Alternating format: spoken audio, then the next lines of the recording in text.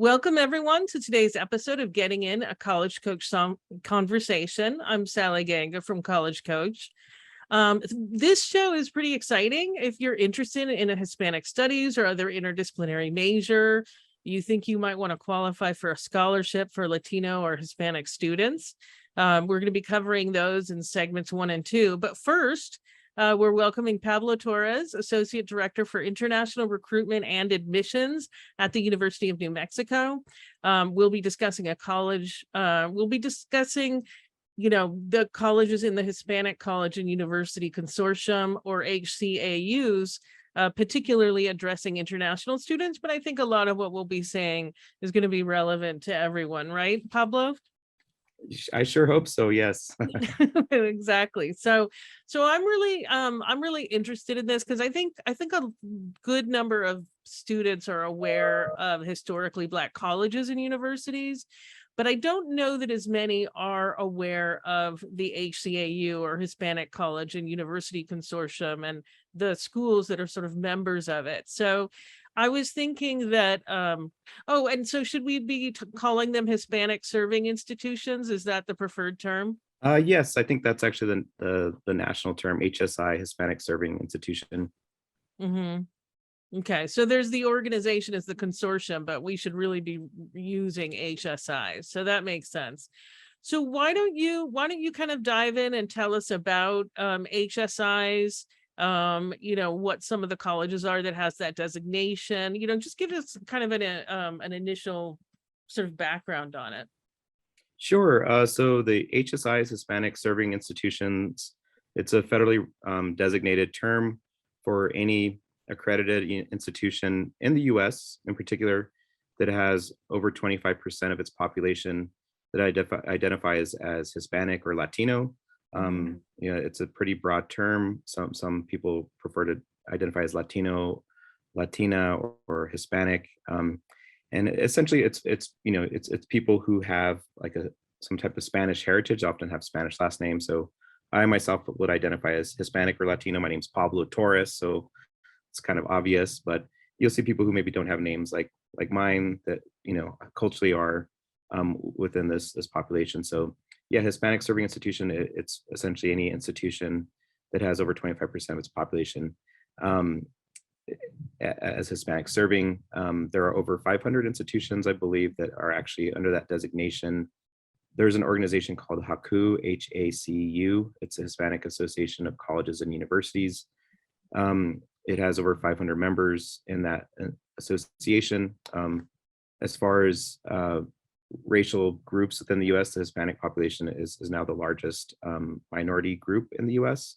Mm-hmm. So these institutions do serve an important purpose for educating a lot of people. Here at UNM, over 40% of the students identify as Hispanic or Latino. UNM is the University of New Mexico. I like to joke that it's not new and it's not Mexico. Particularly for our international students, they don't really know all the US states, but New Mexico is one of the 50 states. We're between Texas and Arizona, just south of Colorado. So I often do that joke just to let students know where we are geographically, despite our name. We're not new and we're not Mexico. So yeah. I think Santa Fe in New Mexico, I read somewhere, is the most continuously inhabited place on the North American continent. I don't know if that's accurate, but I mean, not new, basically. Right. It's the oldest capital city. It was founded in 1610. So predates all the other capital cities, including Washington, D.C. here in the continental U.S. It's also the highest capital city. It's over 7,000 feet above sea level. Oh, okay. See, I didn't know that either. So let's kind of dig in. Why we gave kind of a basic overview of HSIs, but why would a student want to seek out an HSI, either international or domestic? Very good question. So although these institutions have the HSI, you don't have to be Hispanic to attend the University of New Mexico. As I said, 40% of the students here are Hispanic or Latino. That means 60% are not. It just means that there's a large population of students from within this large cultural group. And the benefits of attending an institution like this is that the diversity of the campus is very much part of the culture of the institution. So here at the University of New Mexico, diversity initiatives have almost always been a part of the campus culture. It's not, it's not a rare situation to see somebody who identifies as a minority in a leadership position or in a professor position. We've had many, presidents throughout the past, and faculty members and people in different administrative roles here who come from diverse backgrounds. So particularly for international students who don't necessarily come from Latin America, but come from like South Asia, the Middle East. Oftentimes, once they get here, they'll often comment that they feel like they're comfortable here, that there are people who look like them here. They don't feel like they really stand out. They don't feel different. So I think it's a diversity factor.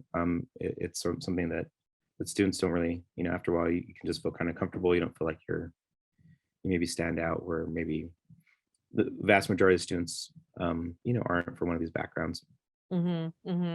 Yeah, I've worked with international students, and the ones that weren't white were a little more mindful of where they might want to go. Like they're like New York, California. But I think it's good to know that there are states outside of those where you'll have that comfort level, and New Mexico is definitely going to be one of them. So that would be great. And what are some of the countries of origin for your international students? I think it's good to highlight that we do have international listeners. They'll know that there are other folks. I mean, you mentioned some of those, some of the general regions, but what are some of the common countries? Sure. So we're the flagship university for the state of New Mexico. We're essentially the largest research university within our state. So we draw students from across the US. All 50 states are represented in our population, but internationally, we have students from 100 countries. If you count the US, it's 101 countries. So they come from all across the globe. For all of our different programs, there are over 215 programs here at UNM. And the largest majority of international students do come from Asia and South Asia.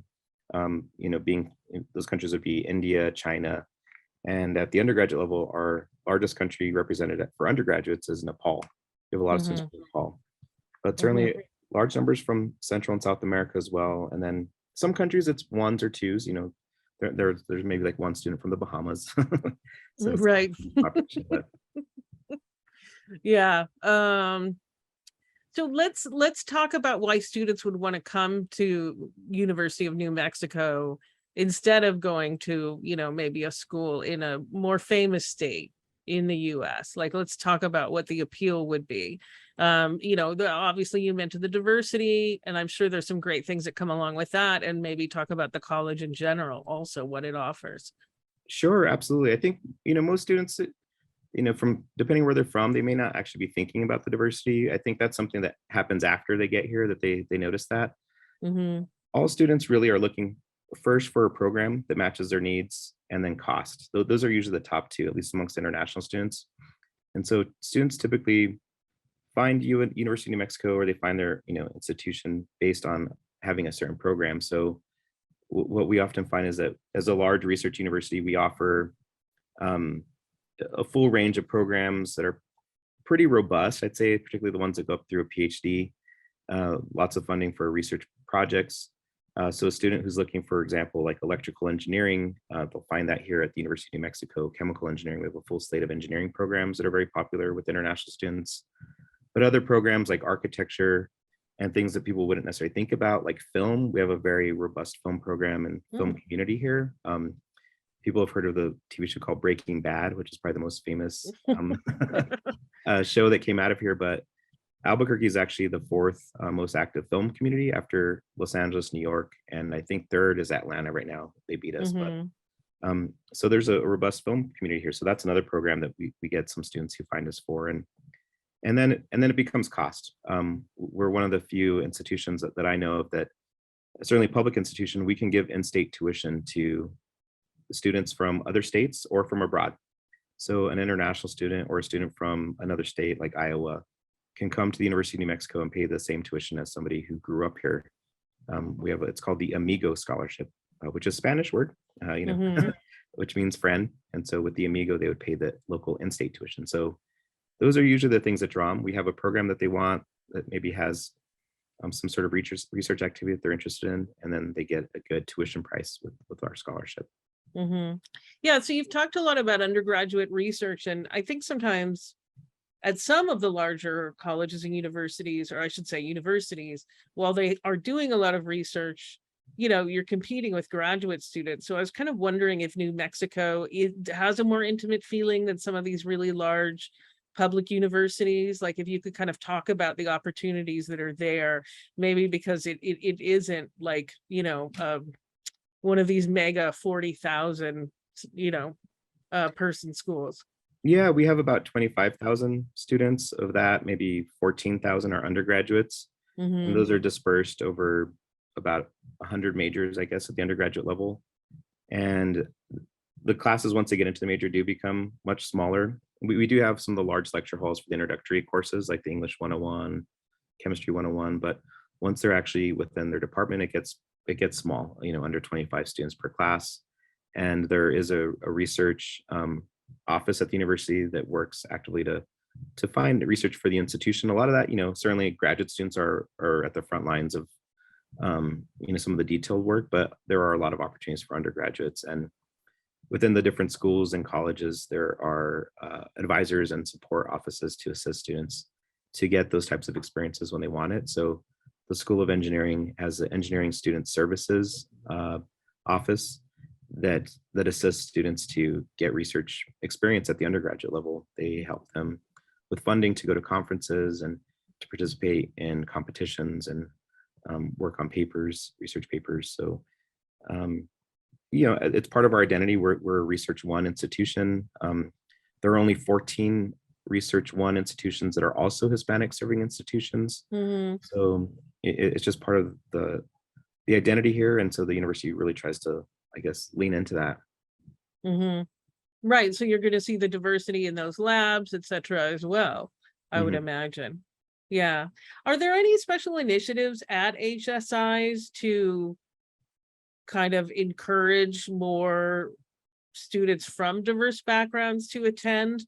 Or is it kind of almost more that it happens naturally, like because maybe there's some, geographic, like New Mexico is a state that is more diverse, it has a greater population of Latinos or Hispanics, so it kind of happens automatically, or are there special initiatives to encourage it? I think it happens more naturally, at least within our campus. There are initiatives. The university does send recruiters out to go to various other places to attract students. At the graduate level, it's a little bit more specialized. They usually meet them at the different conferences that they're a part of.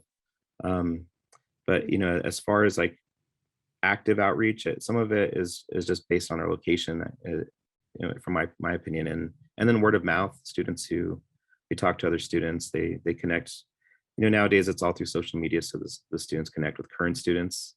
The days where you can only get the information just from the admission office, the glossy happy brochure, those are kind of over. So students Mm-hmm. they reach out to other students and they get information. Mm-hmm.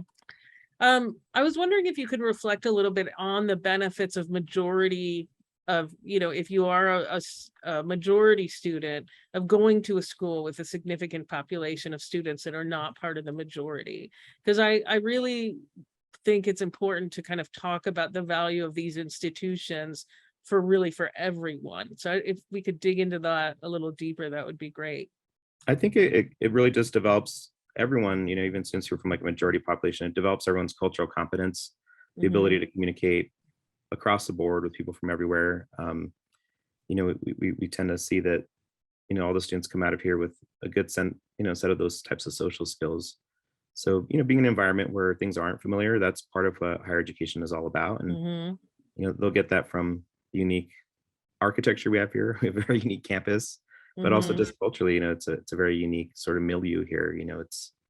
It sort of has like a Latin bent, but there's also a very large indigenous population here in New Mexico as well.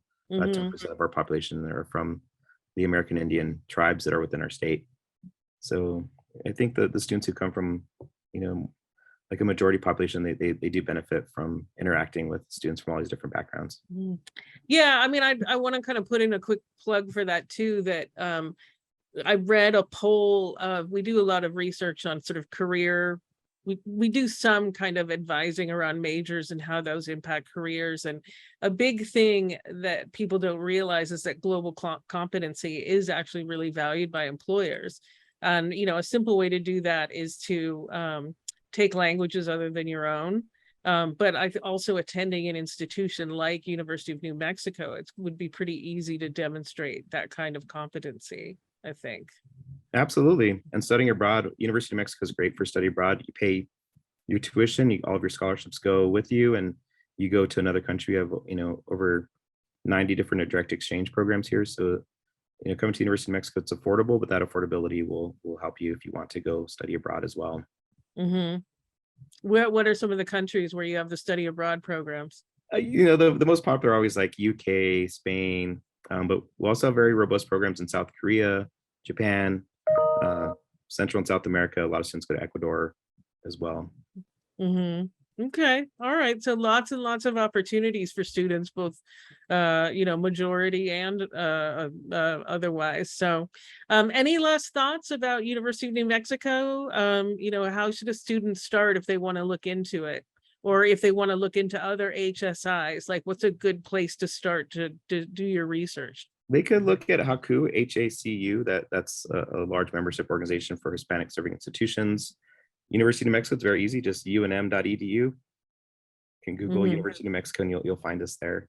It's a very unique place. So okay. Yeah. And so just a broad and I would imagine a place where it's pretty easy to get someone on the phone, which isn't always the case at other schools, but you think they can get through to someone pretty easily or do a chat or something like that? Oh, yeah. Yeah, absolutely. Okay. All right, great. All right. Well, listen, this has been so helpful. Thank you so much. All right, everyone. So we're going to be taking a short break, but when we return, I'll be talking with Neal Relay, a new colleague of mine here at College Coach, and we'll be discussing Hispanic studies and other interdisciplinary college majors. Thanks so much.